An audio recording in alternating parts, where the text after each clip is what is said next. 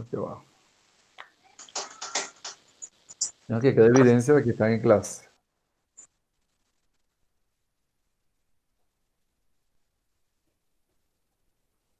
Bien. Ya vamos un segundito.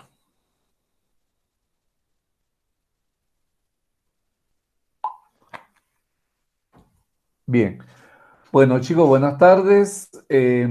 Ya pueden, si lo desean, desactivar la cámara para comenzar con los nuevos enfoques administrativos. Ya habíamos analizado la Escuela de la Administración Científica, también llamada clásica. Sin embargo, vamos a darle inicio nuevamente a hacer un breve repaso.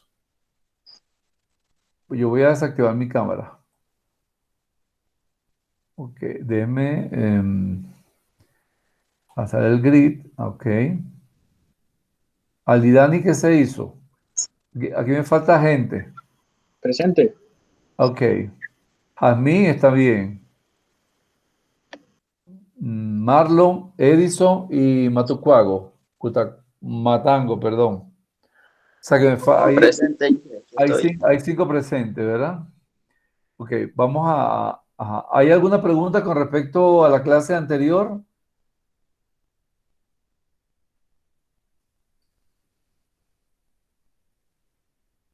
Ok, voy a comenzar. Ninguna.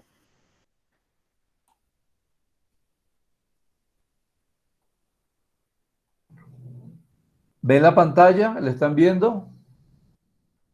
Sí, Inge. Ok, bien.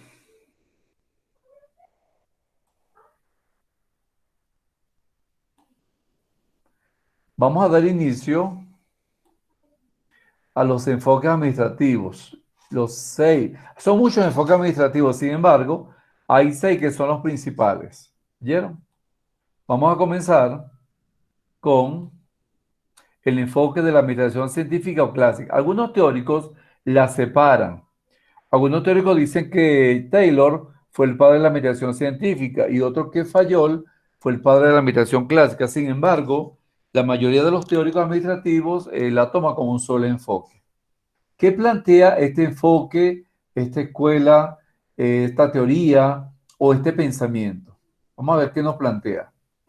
Estos son sus representantes, Frederick Taylor, Henry Gantt y Henry Fayol. ¿Todos están viendo la pantalla? ¿Todos la ven? Sí, Inge. Ok. Estos son los máximos representantes de la escuela de la mediación científica o también llamada clásica. Vamos a analizar cada uno de ellos.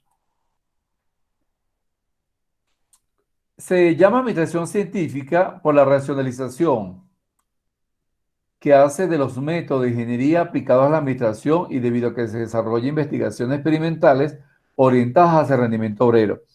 Ellos establecían que en la medida que los procesos de ingeniería fuesen más cautelosos, se volvieran más eficaces y menos costosos, era un proceso administrativo. Quiere decir que aquella persona que realizara actividades de ingeniería eran actividades racionalizadas, por lo tanto, deberían ser menos costosas y esos métodos de ingeniería fueron llevados también a la administración. De aquí que se desarrollaron investigaciones experimentales orientadas principalmente al rendimiento del obrero. Quiere decir que la administración científica, su propósito era generar un mayor rendimiento en el obrero a través de la relación hombre-máquina. Su principal representante es Frederick Taylor, quien nació en el año 1856 y falleció en el año 1915. ¿Quién fue Frederick Taylor? Fue el padre de la administración por haber investigado en forma sistemática el trabajo humano y haber aplicado el estudio de las operaciones fabriles, sobre todo en el área de la producción y el método científico. Quiere decir que él aplicó procesos administrativos al área del trabajo humano. Y él decía que en la medida que el ser humano tuviese movimiento y estuviese estático, era un proceso tipo fabril. Por lo tanto, él toma como referencia el método científico para explicar que la administración también es llevada a cabo en los procesos de ingeniería. ¿Qué encontró Frederick Taylor para demostrar su administración científica? Por supuesto, también es sabido que es el padre de la administración. Primero, no existía ningún sistema efectivo de trabajo. El trabajo no tenía una valorización, no había una medición, no había un estándar de trabajo. Solamente se tomaba en cuenta lo que el obrero realizaba durante 8 horas. Por supuesto, era un trabajo totalmente físico, no era un trabajo intelectual.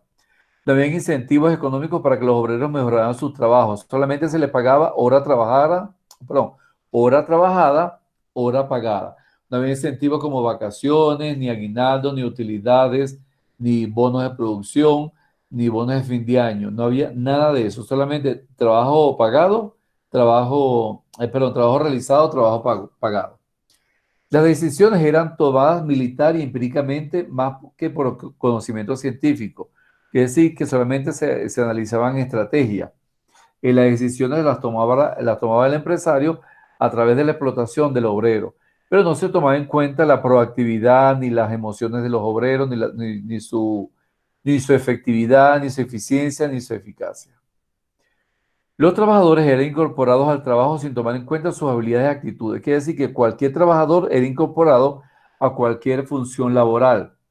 No se evaluaba ni su capacidad técnica, ni su capacidad intelectual, ni siquiera su raza, su religión. Solamente había que ocupar o realizar un trabajo. Esto fue lo que él encontró al momento de promulgar su administración científica o clásica. ¿Cuáles fueron las principales aportaciones de Frederick Taylor? Vamos a analizar cada una de ellas. La primera fue tiempos y movimiento. Estos estudios consistieron en analizar escrupulosamente el tiempo que toma o debería tomar una máquina o un trabajador para ejecutar un proceso. Él comparaba las horas hombre con las horas hombre-hombre y comparaba cuál era la rapidez y la eficacia de un trabajador versus la maquinaria. Por lo tanto, él decía que así como la maquinaria también hacía sus movimientos, los hombres también, pero lo único, a diferencia, que los hombres se cansaban. El hombre tenía que reposar, tenía que almorzar. En cambio, la máquina podía trabajar 24 horas en forma automatizada, pero el hombre no. El hombre poco a poco iba a debilitarse debido a su posición orgánica como ser humano. Esas fueron las principales aportaciones. Él evaluaba y medía la relación tiempo y movimiento hombre-hombre y hombre-máquina. Por supuesto, la relación hombre-máquina era mucho más eficiente que la relación hombre-hombre. Propuso diferentes principios de dirección de operaciones.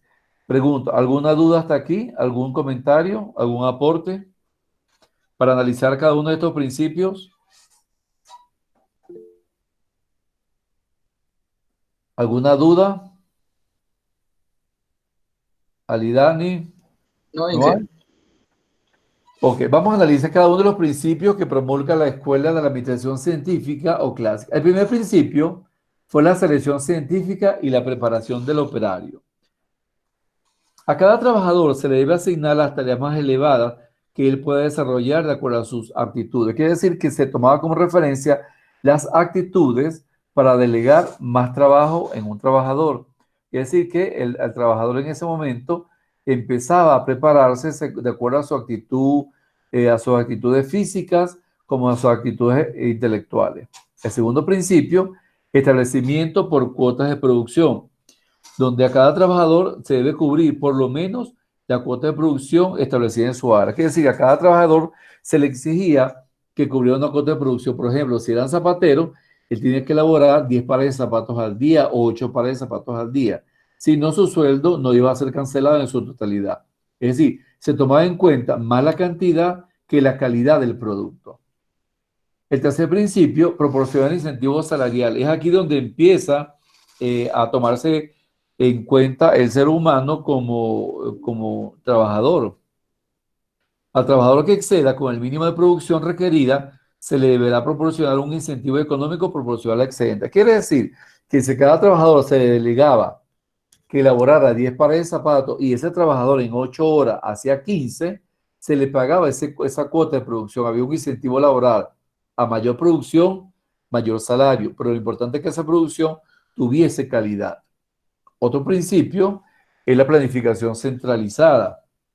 Taylor sostenía que la planificación debería ser realizada por los directivos debido a su importancia y el trabajo operativo a los obreros, menospreciando la creatividad de los últimos. Él establecía que toda la planificación, organización y dirección del proceso administrativo debía estar dictaminada por los jefes, por el empresario, por los dueños de la empresa. Menospreciaba las actitudes e intelecto de los obreros. Ellos solamente deberían cumplir actividades procedimentales. Ellos no se les tomaban en cuenta para generar aportes, ideas o para generar nuevos movimientos, nuevas innovaciones. Es decir, que todas las órdenes provenían de la autoridad máxima. Otro principio es la integración del obrero al proceso.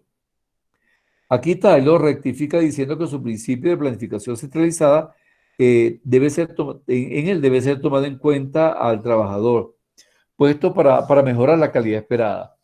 En esta integración es donde ya se toman en cuenta las primeras ideas de los obreros para aportar una mejor producción, una mejor productividad. Quiere decir que se va minimizando la planificación centralizada y va mejorando el binomio integración del obrero al proceso para el mejoramiento de la producción. El otro principio es la supervisión lineal-funcional de la producción. En este principio, Taylor señala que la función del supervisor debe desconcentrarse, o sea, él debe delegar en un auxiliar o en un asistente. Deben dividirse las áreas por los encargados. Por ejemplo, dividir las áreas de un departamento en inspector, medidor de tiempos, medidor de rapidez, un subjefe de proceso y un escribiente de circulación. Quiere decir que ya no toda la responsabilidad se le entrega a un supervisor, sino que él puede delegar en sus trabajadores según las actitudes, lo que cada uno puede desarrollar en el departamento. Por ejemplo, en una gerencia de administración está el contador, está el administrador, está el asistente contable, está el asistente administrativo, está la secretaria. Es decir, que cada uno de esos trabajadores genera una función dentro de la gerencia de administración. Y eso fue lo que intentó Taylor demostrar con la supervisión en línea funcional de la producción. Finalmente, el principio de control y excepción. Este principio consiste en verificar que el trabajo se realice de acuerdo a lo planeado. Quiere decir que debe haber un equilibrio entre la planificación y el control. Debe haber un equilibrio entre lo programado y lo ejecutado. Si yo programo elaborar 100 pares de zapatos semanales, al fin de semana yo debo lograr esa producción a través de las directrices que ha emanado la planificación central. Y esa producción también puede mejorarse y puede incrementarse. Entonces, estos fueron los principios que aportó Frederick Taylor a la administración clásica, científica o clásica. ¿Preguntas? ¿Aportes? ¿Dudas? Los oigo. No, ¿Y los Inge, demás nada. compañeros? Tampoco, ninguno. No, Inge, así no das. Ya, No, ninguna duda. dígame. Jazmín tampoco. No, Inge. Bueno, me interesa que aporten, sobre todo que aporten. Ok, vamos a ver el próximo representante. Henry Lawrence Gantz. ¿Ustedes saben quién fue Gantz? ¿Quién fue Gantz? No, Inge. ¿Ustedes No han, escucho. ustedes han hecho No, no diagramas de sabemos. Gantt? ¿Han hecho diagramas de Gantt? No. Ya, bueno, eso lo van a hacer cuando vayan a hacer las tesis. El diagrama de Gantt no es más que un diagrama donde se reportan las actividades y las tareas. Vamos a ver quién fue Gantt. Gantt fue discípulo de Taylor. Prestó más atención a crear un ambiente que le permitiera obtener mayor colaboración de sus trabajadores a través de un sistema de bonificaciones creado por él mismo. Él estableció que el trabajador debía ser bonificado, que debía evaluarse el rendimiento laboral, igualmente debía evaluarse la dedicación que el trabajador eh, pone en la producción final, la dedicación que el trabajador lleva a cabo cuando cumple las horas laborales y su proactividad, así como su motivación, su liderazgo y su comunicación. Por eso se plantea que él es el padre de todas las bonificaciones habidas hoy en día en las empresas. Ahora, ¿cuáles fueron los aportes de Gantt? Como le comentaba, el primero fue la gráfica de Gantt. En esta gráfica, él establecía por el lado vertical las actividades y por el lado horizontal el tiempo en que debía cumplirse esas actividades. Quiere decir que esa gráfica servía para planificar y controlar las actividades descritas durante las horas laborales de cada uno de los trabajadores. Hoy en día es un gran aporte al sistema de control de todas las empresas. Otra aportación fue las primas y las tareas de Gantt. Esto consistió en un sistema de bonificaciones que consistía en fijarle a los trabajadores una serie de actividades bien definidas y mejor remuneradas. Quiere decir que aquel trabajador que aprendía a realizar actividades de mayor potencia, de mayor envergadura, recibía una prima de producción, lo que se llama también una bonificación. Quiere decir que en la medida que ejecutara unas mejores tareas, sus primas y bonificaciones iban a mejorar también. Y esto establece un nivel de competencia buena entre los trabajadores. Hoy en día igual se utiliza quien tiene más motivación, más eficacia, más liderazgo, más proactividad, por supuesto, es ascendido en sus cargos de trabajo. Es decir, que estos principios hoy en día aún se mantienen. Otro principio es la psicología del trabajo. Aquí se dio gran importancia a la relación entre los empleados. Se evaluaba cómo era la comunicación entre los empleados, cómo eran sus relaciones interpersonales, su compromiso con la empresa, la asistencia a los eventos sociales de la empresa. Es decir, que aquí en la psicología en el trabajo se evalúa cómo el trabajador tiene sentido de identidad y sentido de pertenencia con la empresa, ama y quiera a su empresa, que es quien le da sustento diario. Otro principio fue el adiestramiento del empleado. Él consideró que era fundamental para la buena marcha de la empresa. Consideraba que a la medida que al empleado eh, se le capacitara, se le entrenara, se le adiestrara, en ese momento él iba a sentirse más comprometido con la empresa, por supuesto que iba a generar más valor agregado. ¿Ok? Por eso que hoy en día se plantea el dicho de que el mejor capital de la empresa es el capital humano. En la medida que la empresa forme ese capital humano, sentirá más compromiso y por supuesto no se irá para otra empresa de la competencia. Entonces, estas son las principales aportaciones de Henry Lawrence. ¿Alguna duda? ¿Alguna inquietud?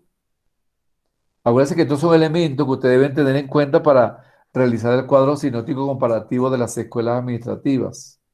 ¿Alguna duda?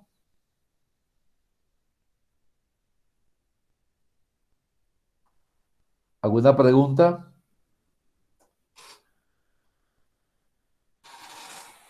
¿No hay dudas? ¿No? No, No oigo. no, Inge. Ok. Sigamos con el tercer y último representante de la escuela. Dígame, ¿alguien habló? El último representante de la escuela de administración científica o clásica. El último fue Henry Fayol. Él nació en 1841 y falleció en 1925. Nació en Francia, posiblemente es el autor más distinguido en el campo administrativo. Él afirma que la administración es aplicable a todas las actividades humanas y a los grupos sociales, no solamente a nivel empresarial, sino también a nivel personal. Incluso cada día, nosotros, por supuesto, cada día nos administramos. Fue el padre del proceso administrativo. Sostuvo que la organización es una unidad abstracta, la cual debe estar dirigida por un conjunto de pasos que le llevarán al logro de sus objetivos, los cuales son la planeación, la organización, la dirección y el control. Este proceso administrativo lo vamos a ver mucho más desarrollado en la unidad 4, pero a él se le debe el que cada empresa tenga en su manejo el proceso administrativo, como cada empresa planifica, organiza, dirige y controla las actividades tanto internas como las de su personal. ¿Cuáles fueron los aportes de Henry Fayol? Él estableció 14 principios, ¿verdad? Vamos a analizar cada uno. El primer principio fue la división del trabajo. Se reduce el número de tareas al que se debe dedicar la atención a fin de producir más y mejor trabajo. Es aquí donde empieza a dividirse el trabajo, cada quien se especializa en una actividad, por ejemplo, unos son ingenieros, otros son médicos, otros son arquitectos, otros informáticos, otros economistas o enfermería, o sea, que empieza a dividirse, incluso dentro de cada profesión también hay subdivisiones, así como hay un médico general. Este se especializa en gastroenterología, en geriatría, en ginecología, entre otras. Quiere decir que a la medida que va evolucionando la administración, hay más división del trabajo. Otro principio fue la autoridad y la responsabilidad. La autoridad de dar órdenes trae consigo la responsabilidad. Quiere decir que quien delega autoridad automáticamente también está delegando responsabilidad. Hay muchos criterios que dicen, no, la responsabilidad no se delega. Claro que se delega, pero cuando yo delego responsabilidad, automáticamente estoy delegando autoridad. ¿Por qué? Porque es un binomio que está compartido. Uno no puede estar sin el otro. El principio de disciplina implica respetar los acuerdos entre la empresa y sus empleados, así como aplicar sanciones de forma juiciosa. Por ejemplo, la disciplina, el ingreso a la hora establecida, salida a la hora establecida, horario de almuerzo a la hora establecida, un trato cordial, una comunicación, nada de juegos en el trabajo. Es decir, que en la medida que en una empresa hay mayor disciplina, hay mayor respeto y hay mayor consideración. Este es uno de los principios, que todos los principios se mantienen hoy en día, pero este es uno de los más importantes.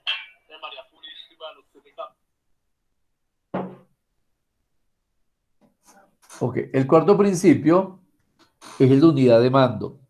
Los empleados deben recibir órdenes de un solo jefe para evitar confusiones sobre las instrucciones que le proporciona. Quiere decir que todo empleado debe tener un solo jefe. No puede tener dos jefes porque entonces no sabría qué actividades puede cumplir en primer orden. El quinto principio, la unidad de dirección. Cada grupo de actividades con un solo objetivo debe ser unificado en un solo plan y bajo el mando de un solo jefe. Quiere decir que así como hay un solo jefe en la unidad de mando, también hay un solo directivo que ejecuta esas acciones. Por lo tanto, esta unidad de dirección, cuando se planifica a través del logro de objetivos y el logro de metas que establezca esa dirección. La sexta es la subordinación del interés individual al interés general. Por supuesto, en una empresa, el interés de un empleado o grupo de empleados no debe prevalecer sobre el de la compañía. El interés principal es el beneficio de la compañía, ya sea una compañía con fines de lucro o sin fines de lucro. Por eso es que el interés general de la empresa está subordinado, está por encima del interés de cada una de las personas. El séptimo principio es la remuneración al personal, o sea, todo el personal debe tener una buena remuneración para mantener lealtad y apoyo de los empleados. Esto debe recibir un pago justo por las actividades laborales, ¿verdad? Eso quiere decir que si hay 5 administradores, todos deben tener un buen salario o el salario elevado. Si hay 3 asistentes contables, los mismos deberían tener el mismo sueldo salario. ¿Ve? O sea que tiene que ser una remuneración digna y acorde a cada una de las funciones que realiza. El principio número 8 es la centralización versus la descentralización. El grado apropiado de descentralización varía con cada asunto en particular. Por lo tanto, debe buscar una proporción adecuada.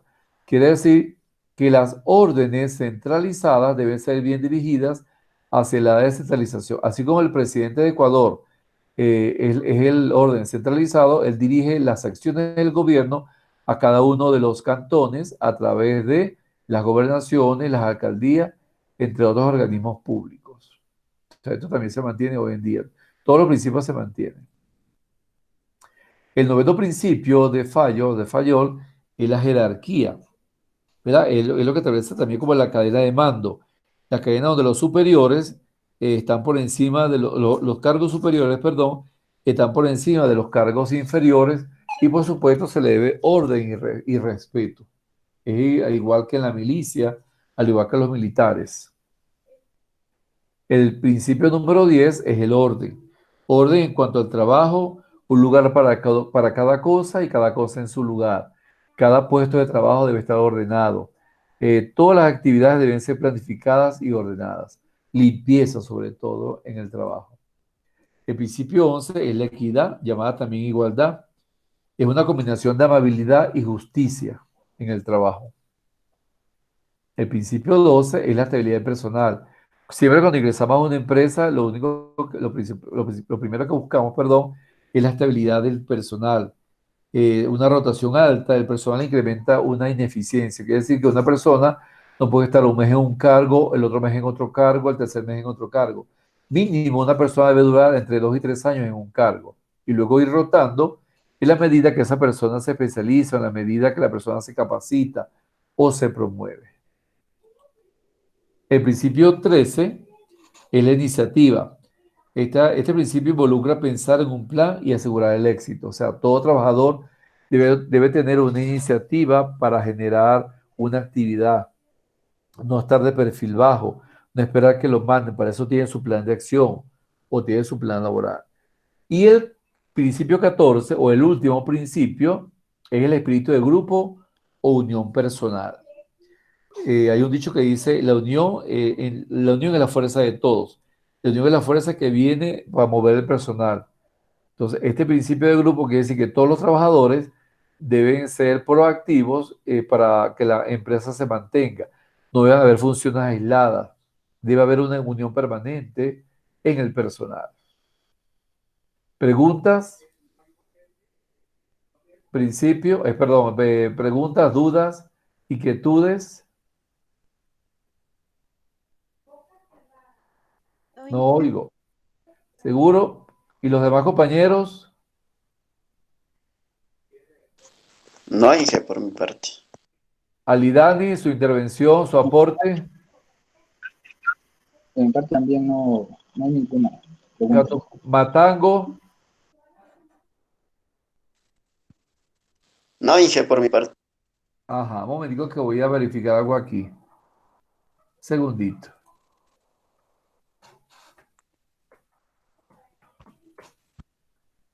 Segundo, ya seguimos. Acá soy el largo, ¿oyeron?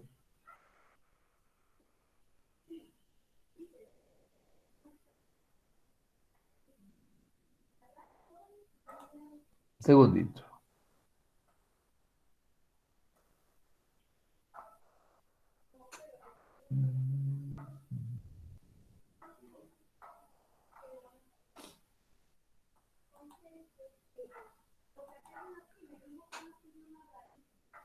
Ok, seguimos.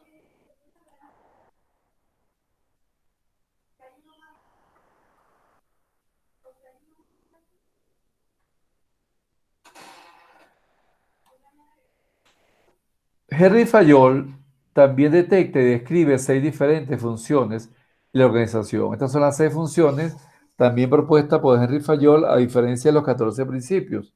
La primera es la función técnica. Es la función de producir y mantener la planta. La función comercial, la función de compra, venta e intercambio de bienes y servicios. La función financiera, búsqueda y uso óptimo del capital. La función contable, balance de operaciones, inventarios, costo, contabilidad, ingresos, gastos, amortización, depreciación. La función de seguridad, protección del personal y de la propiedad, maquinaria, equipos. La función administrativa, llevar a cabo el proceso administrativo mediante las 4 fases: la planificación, la organización, la dirección y el control. Quiere decir que estos son los principios, perdón, las, las funciones que debe cumplir toda empresa.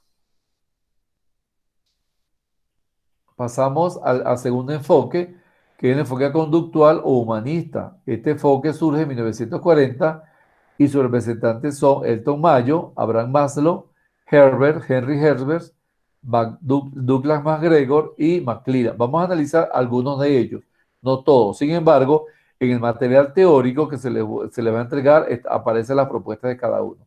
Vamos a analizar los más importantes.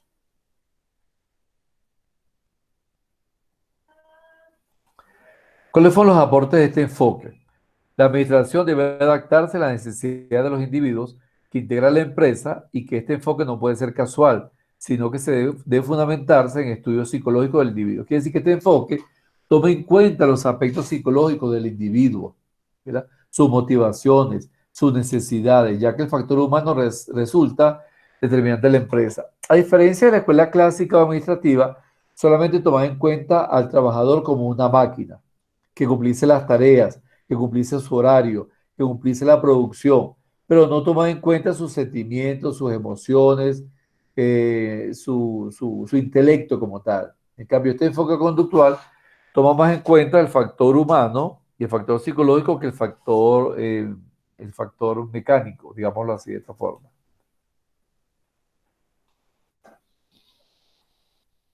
Los psicólogos iniciaron las investigaciones sobre la selección de personal elaborando test o pruebas para escoger a los mejores hombres en las tareas concretas, relacionadas a aspectos físicos con el rendimiento como la temperatura, la luminosidad, la humedad y el ruido, y establecer las causas del aburrimiento establecido en un trabajo repetitivo. Quiere decir que en este enfoque empieza a reclutarse a los trabajadores haciéndole test psicotécnicos, test de preparación, pruebas psicotécnicas también, entrevistas, encuestas, y también se toma en cuenta cómo se siente el trabajador de acuerdo a las condiciones laborales, tales como temperatura, luminosidad, humedad, ruido, ergonomía, disposición de las maquinarias, tiempo para relajarse, no solamente cumplir las 8 horas laborales, sino también descansar.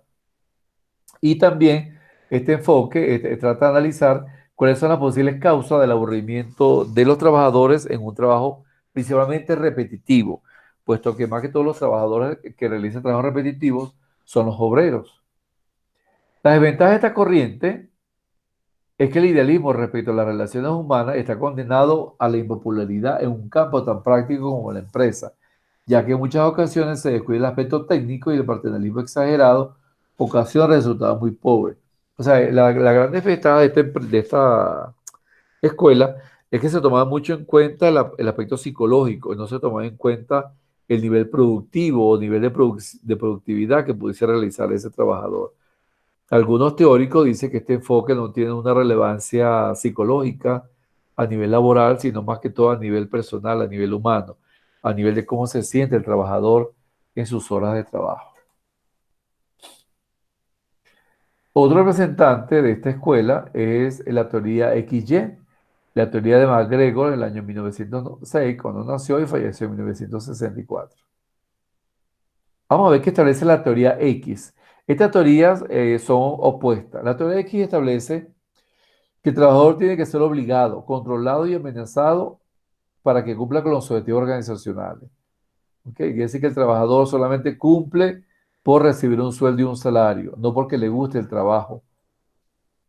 Desea evitar la responsabilidad. Es un trabajador que está de perfil bajo, que trabaja porque debe trabajar, pero no le gusta lo que hace, no se siente motivado, no se siente comprometido con la empresa. Es un trabajador que tiene poca ambición, pero quiere seguridad. O sea, no le gusta colaborar, pero quiere protección de la empresa, quiere su seguridad, quiere sus bonos, quiere tener un buen salario, un buen sueldo. El ser humano corriente tratará de evitar el trabajo. O sea, un trabajador que no le gusta el trabajo prácticamente. Esto es lo que establece MacGregor en la teoría de X. Es un trabajador perezoso y prefiere que lo dirija. No tiene iniciativa, no está motivado, no tiene actitud ni con P ni con C. A diferencia de la teoría Y, que es todo lo contrario. Es un trabajador que no solo acepta responsabilidad, sino que la busca. Busca ser líder, busca ser jefe, busca promoverse. Son trabajadores creativos para solucionar problemas. El grado de compromiso lo recompensa con sus logros. Se caracteriza por ser una persona positiva o un trabajador positivo. Esa es la teoría de MacGregor. El cuarto enfoque es la teoría de las motivaciones de Abraham Maslow. También fue administrador, pero también fue psicólogo. Nació en el año 1908 y falleció en 1970. Entonces, esto deben aprender, se lo oyeron para el examen, todas las fechas.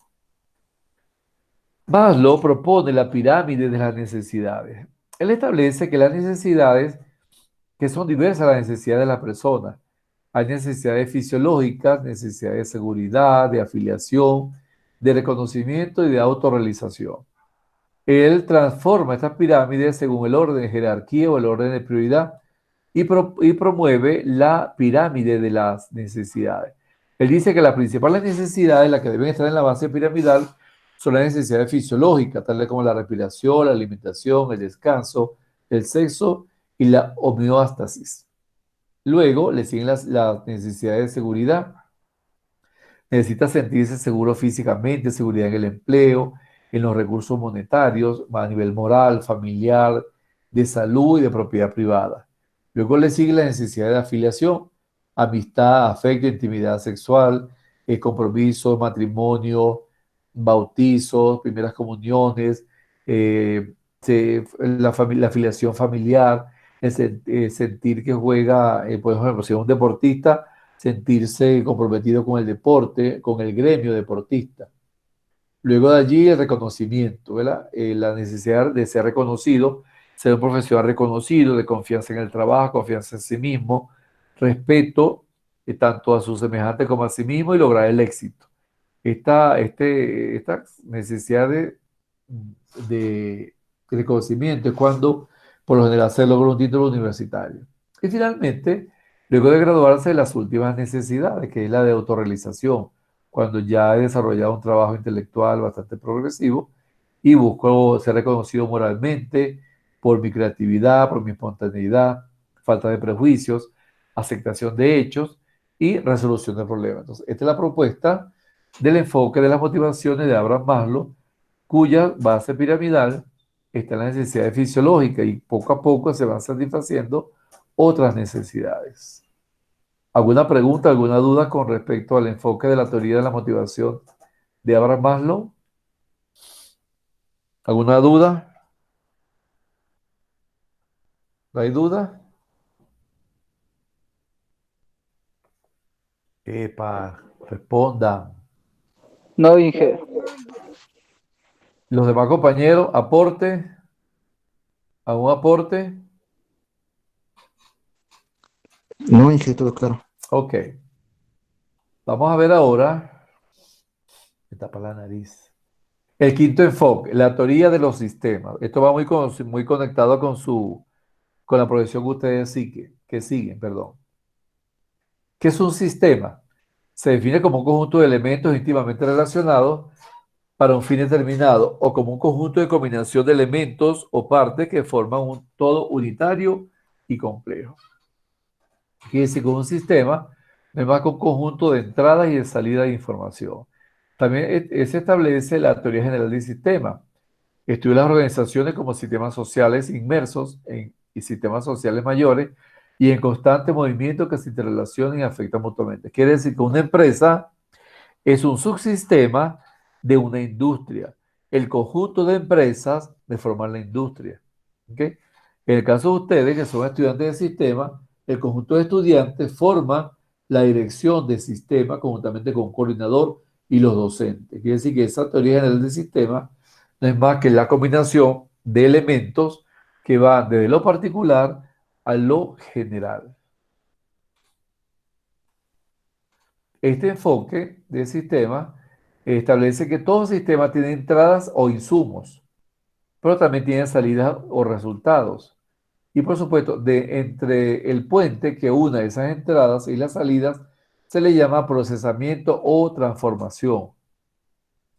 Y cuando se evalúa ese sistema, hay una retroalimentación. ¿Se evalúa para mejorar o se evalúa para hacerlo mucho más eficiente, efectivo y eficaz? Por supuesto, debe haber un ambiente para que se desarrolle ese sistema, un ambiente interno o un ambiente externo. Aquí tenemos el diagrama. Estos son los elementos de un sistema. En una empresa hay entrada de materia prima, hay un procesamiento de transformación a nivel de las maquinarias, equipos y personas que transforman esa materia prima a nivel de los ambientes internos. Y esa transformación se convierte en una salida que sería el producto. Quiere decir que aquí entra materia prima o insumo, aquí se transforma y aquí hay una salida que es la producción o el producto final. Hay un ambiente externo que es el mercado, ¿verdad? El mercado que está compuesto por clientes, por proveedores, por la misma competencia, por elementos de oferta, de demanda, de comercialización, de ventas, y a su vez, para evaluar ese ambiente interno y a nivel de las entradas y las salidas, hay una retroalimentación. Quiere decir que esa producción que sale, por ejemplo, una producción que sale mal elaborada, debe ser devuelta a la entrada para que pueda ser mejor procesada y salir un producto final exitoso. Es decir, que en esa retroalimentación es donde se establece el sistema de controles para ese producto final. ¿Okay? Por ejemplo, cuando ustedes presentan un examen, una retroalimentación es salió bien las notas que ustedes reciben.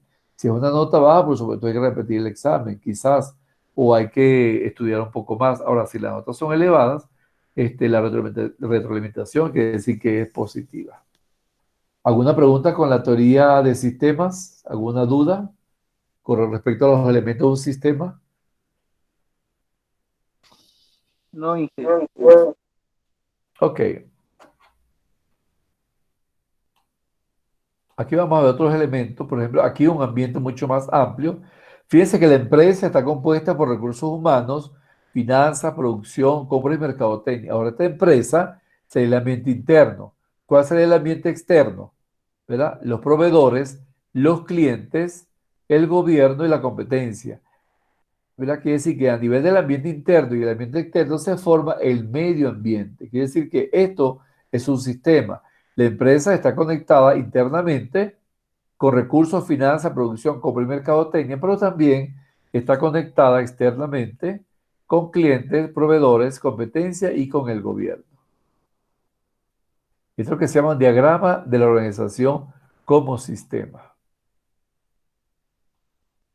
El sexto y último enfoque, por la clase de hoy, es de la calidad total, promulgado en 1920.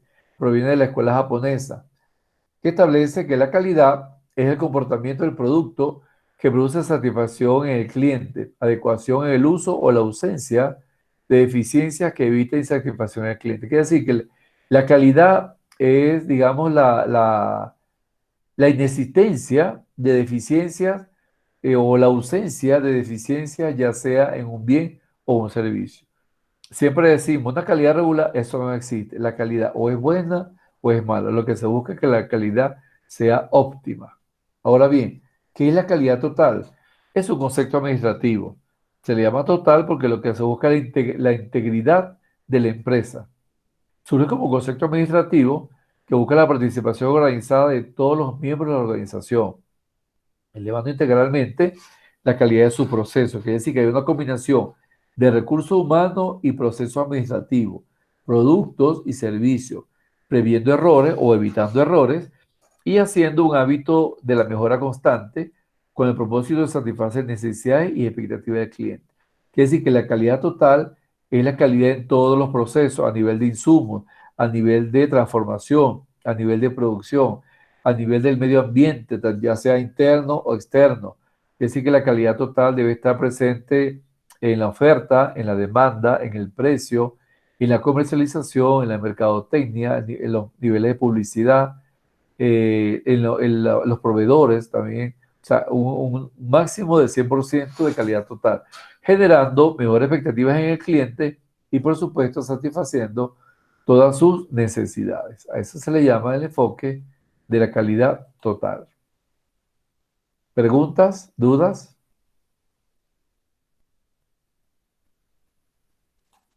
No, Inge. Ok.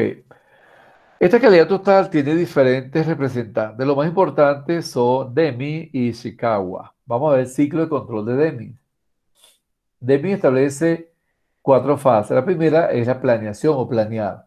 Proyectar un producto con base en una necesidad de mercado, señalando especificaciones y el proceso productivo. Quiere decir que se planifica la producción para generar demanda en el mercado, satisfaciendo la necesidad de mercado.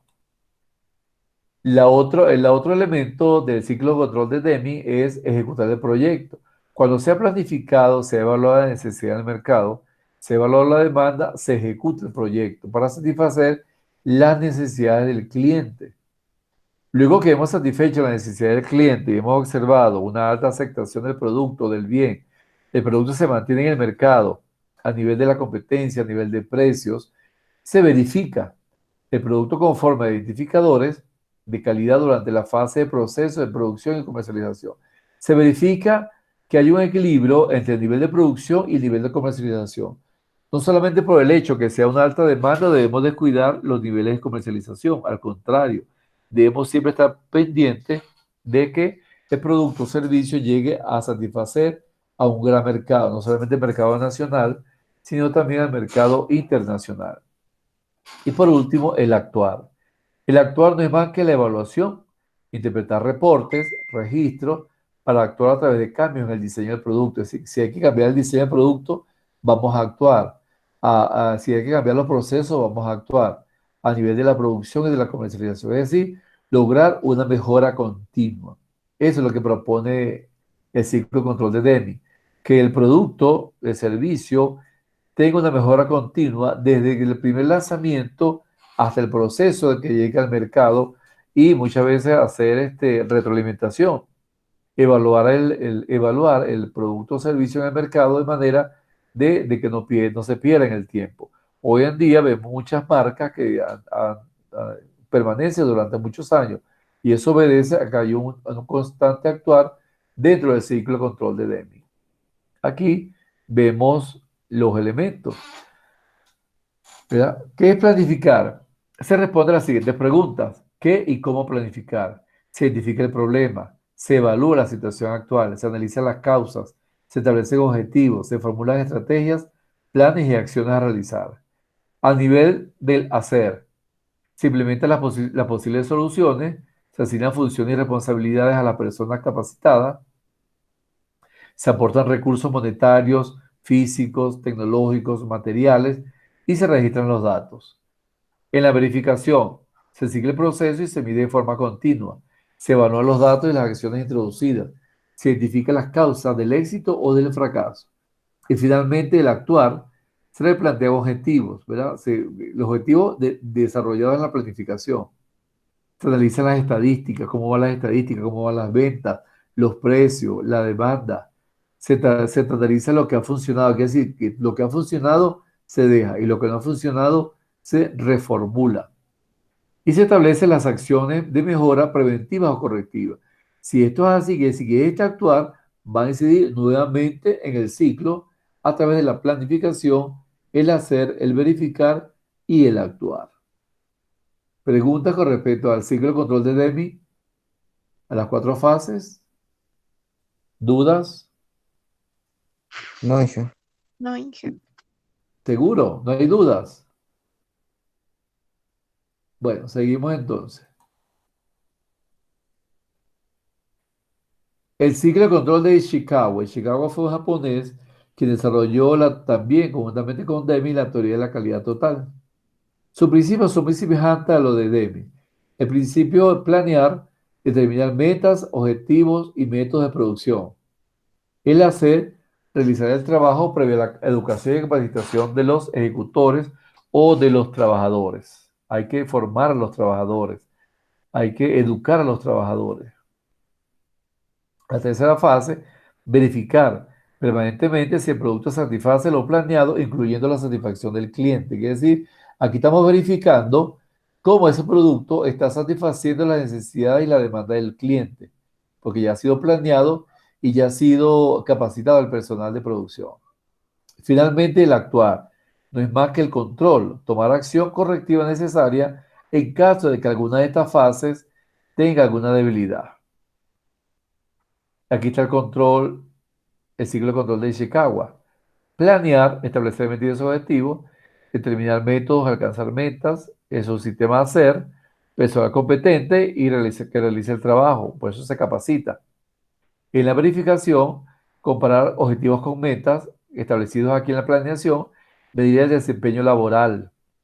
Y en el actuar es tomar correctivos en caso de que haya alguna debilidad y estandarizar los procesos. Entonces, estas son las 4 fases de la calidad total del ciclo de control de Ishikawa. Esto es todo por hoy. Los enfoques más importantes de la administración.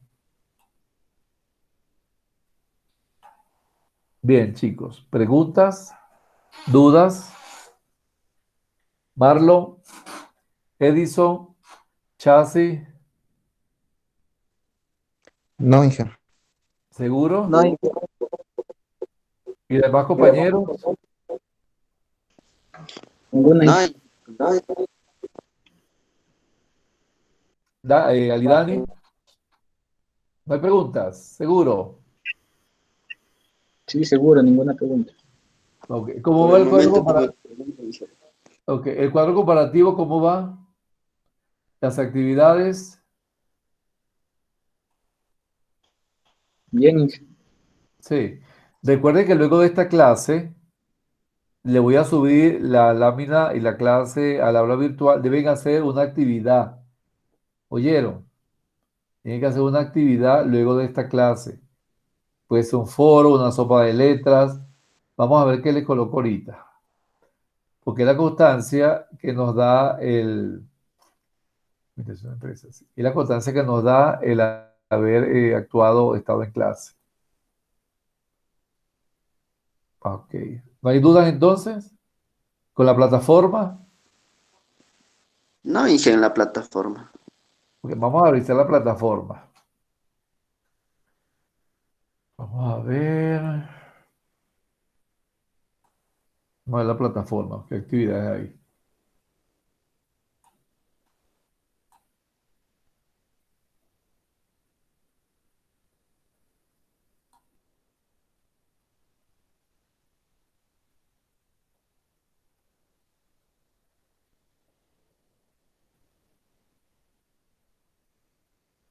Eso es presencial, sí.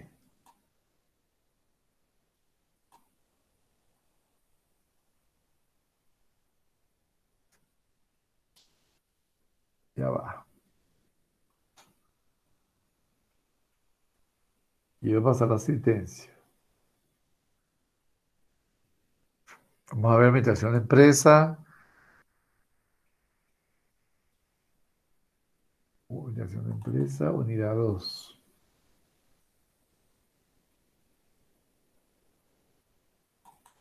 Unidad 2. Ok. ¿Están todos viendo la pantalla? Inge. Sí, Inge. Ok. Ustedes ya hicieron este foro, ¿verdad? Este taller tiene fecha de vencimiento el 9. Ya conocen los enfoques principales administrativos. Es un cuadro comparativo, ¿verdad? Y para el 9 al 16, aplicación de contenidos técnicos, aporte de cada enfoque a la informática.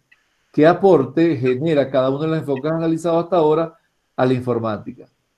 Tiene un informe de comparación de los enfoques y otro informe de aplicación de contenidos. Entonces ahorita le subo la lámina, la clase, y le subo aquí la actividad que van a hacer en el transcurso de la tarde. Puede ser una consulta, un foro, vamos a ver. Pregunto, ¿alguna duda con respecto a la clase de hoy? No, Inge. Ok. Aquí aparecen unos videos para que profundicen más sobre la teoría administrativa, el pensamiento, el enfoque clásico, la escuela sistémica y la escuela japonesa. Y ya les voy a abrir este material.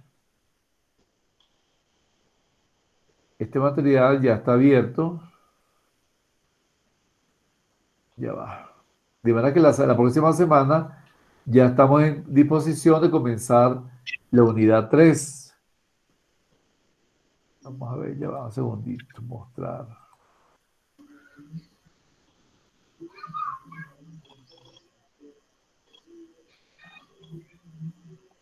Ya va, que esto dura un poquito. Ok. Aquí está el material teórico de la unidad. Enfoque de la administración, que es el material teórico, los enfoques, la evolución y la teoría clásica. O sea que material hay suficiente. Además de la clase y de la lámina de PowerPoint, que ya se la voy a subir. Bueno, chicos, si no hay alguna otra duda, entonces vamos a despedirnos. Déjenme verificar la asistencia. Alex Matango. Matango, Alex. Presente, Inge. Alidania Costa. Presente. Edison Méndez, Presente. porque Edison tiene dos entradas. Jazmín Chassi, Presente. Marlon Ruiz. Presente. Ok, 1, 2, 3, 4, asistieron 5. ¿Y por qué aquí hay 8? Voy a verificar eso.